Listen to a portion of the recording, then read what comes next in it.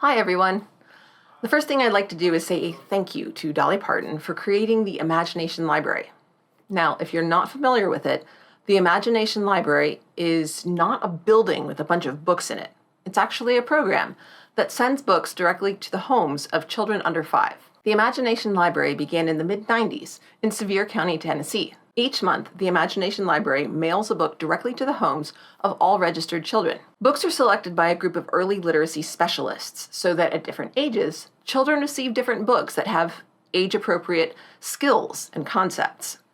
For example, some of the books sent to children who are 4 years old will be about what school is like and what people do to get ready for school. This program has been incredibly successful.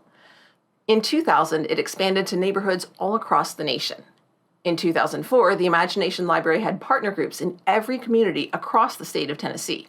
And by 2014, it had affiliates in Canada, the United Kingdom, Ireland, and even Australia. These local partners help by getting children registered and promoting awareness of the program so that families who are new to the area, or new to having kids, can get started as soon as possible. Currently, the Imagination Library sends over 2 million books every month to children around the world.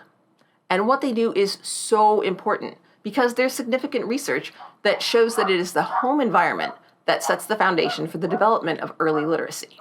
Now, I did not grow up in Tennessee, and let's just say that by the time I found out about the Imagination Library, I was no longer a member of the target demographic. The program that I remember from my childhood was called Bookit. Bookit was launched in January of 1985 by Pizza Hut. Students up through grade 6 can earn one reading certificate each month that can be redeemed at a Pizza Hut for a free one-topping personal pan pizza. Reading goals, which can be based on the number of pages read, number of books read, or number of minutes spent reading, are set by the English teacher. Students who meet the month's reading goal are given a certificate for that month. And of course, it works out nicely for Pizza Hut as well, because while there's no requirement to purchase anything, chances are pretty good that when parents come in to get the personal pizza for the kid, they're going to get one for themselves as well. The Bookit program is very different from the Imagination Library in that rather than providing access to books, it rewards students for reading. This has generated quite a bit of pushback. Alfie Cohn, I'm looking at you, because early research on giving rewards indicated that doing so reduced intrinsic motivation. However, more recent studies have produced varying results. Some show that rewards can increase intrinsic motivation, others show a decrease, and some show that rewards don't really seem to affect motivation and behavior much at all. But what has been consistently shown is that students who are rewarded for reading tend to read more than students who aren't rewarded. I'm still looking for studies that survey students about whether or not they've been rewarded for reading, and how often, and also has them take a comprehension test to get their reading level to see if there's any noticeable pattern. I haven't found any yet. If you know of one, leave me a link or title in the comments, and who knows, maybe if I ever get around to getting a doctorate, I could use that for my dissertation. It seems pretty reasonable that one of the best ways to improve your skill at doing something is to do that thing. And therefore, students who read more because they're being rewarded are also likely improving their reading abilities. By the way, I have a bunch of links already down in the description so you can see where I got this information and look into it in more detail. So, all of that is great. Let's review. The Imagination Library provides one book each month for children up to age 5. And then it stops. Bookit provides rewards for students who document their reading up through grade 6. And then it stops. There's also research that shows that student interest in choosing to read for fun during their free time decreases as they get older. In particular, studies have found that positive attitudes toward reading for fun decrease steadily throughout the school-age years, but the decline is sharper in students' first few years in secondary school. Some of that may be because middle school opens up more opportunities for new and different activities. Students who previously spent their free time reading are introduced to new hobbies that maybe they enjoy more, and that's perfectly fine. What's less fine is that it seems like students have less encouragement to read at the same time that they're being given other ways to occupy their time. What makes this problem worse is that while young adult fiction is booming, nonfiction aimed at mid-teens can be hard to find. And middle grade books, well, there's certainly much more variety than back when I was a student. It definitely seems to me Like there are fewer options, both fiction and nonfiction, aimed at students in grades 5 through 8 than students at other age levels. As students sort themselves into readers and non-readers, the free time that non-readers don't spend reading widens the skill gap between those two groups. And of course, it's not binary. There's frequent readers and occasional readers and once in a while readers and only if I absolutely have to readers. But the point still stands. By the time they reach high school, the difference in skill levels between frequent readers and non-readers is vast. Something I've noticed as I teach students with different levels of ability is that, somewhat ironically, strong readers are much more likely to pick up a book that is well below their reading level. From my own experience, I noticed a while back that I couldn't find my copy of Anne of Green Gables, so I got another one from a local used bookstore.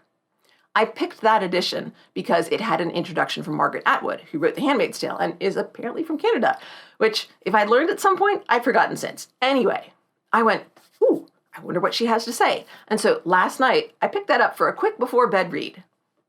And I ended up rereading most of the book until I happened to look up and noticed that it was more than 2 hours past when I'd meant to head for bed. Strong readers are secure in their reading ability, so they'll pick up an easy book without qualms. However, weak readers are uncomfortable being seen with a kid's book because they see it as reinforcing others' ideas about them. Not just that they have less skill in reading, but that they're dumb. That they literally have less worth as a person because they can't read real books. As an example of why this is a challenge for me, as a teacher of students at varying skill levels, I'll show you a couple of the books that I picked up at the 2023 American Library Association conference this past summer. Batu and the Search for the Golden Cup.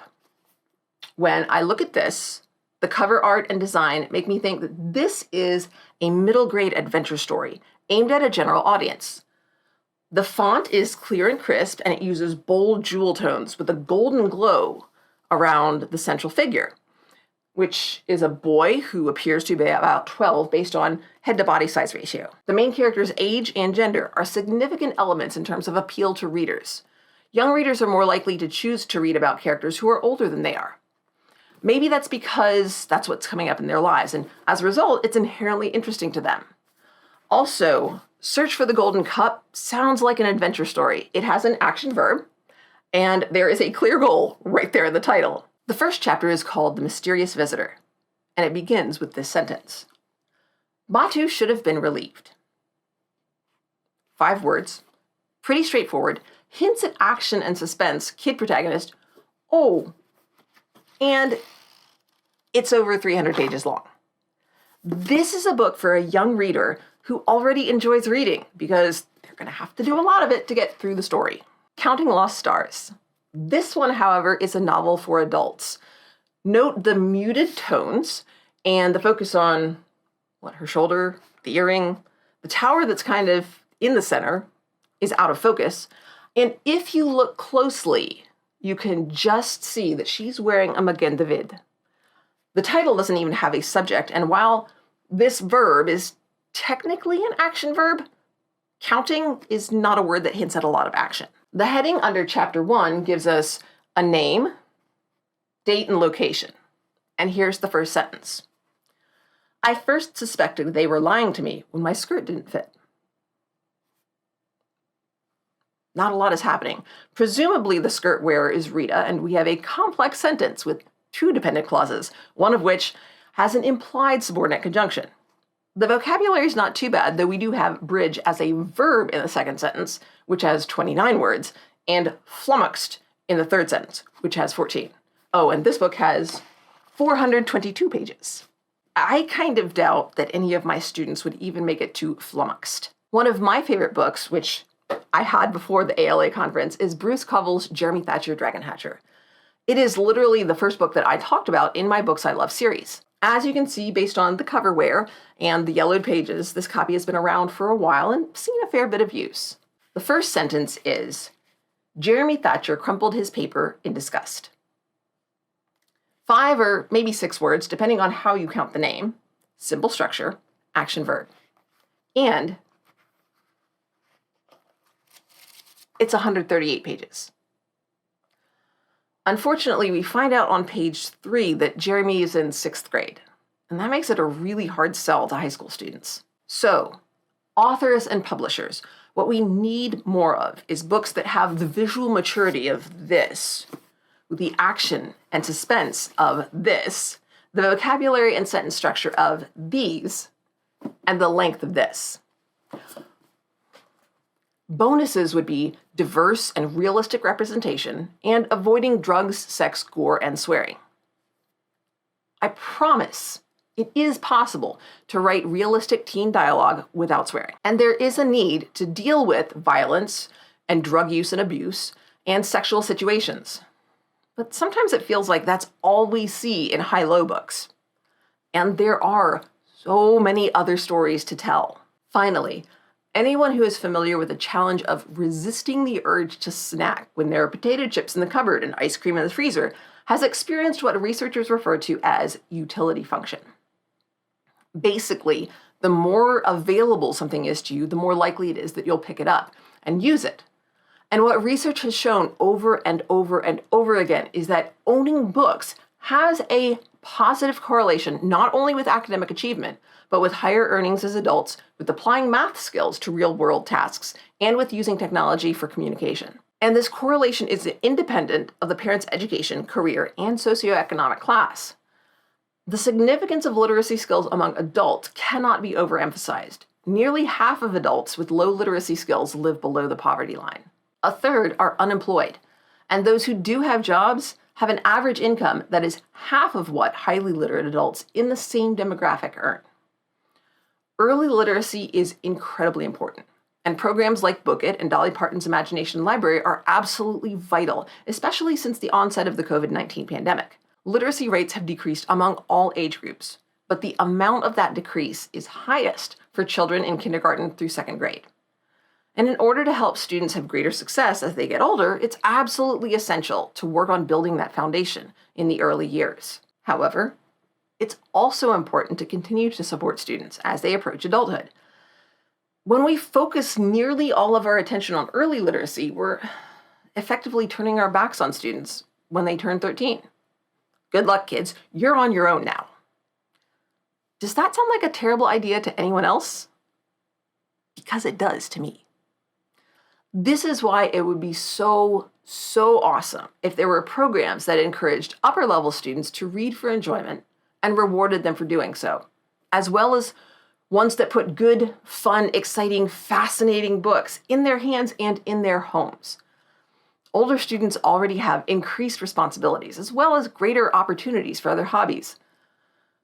And then on top of that, they have less encouragement and decreased access to books that would support reading for fun and improving their reading skills. As a teacher, I work hard, and I care deeply.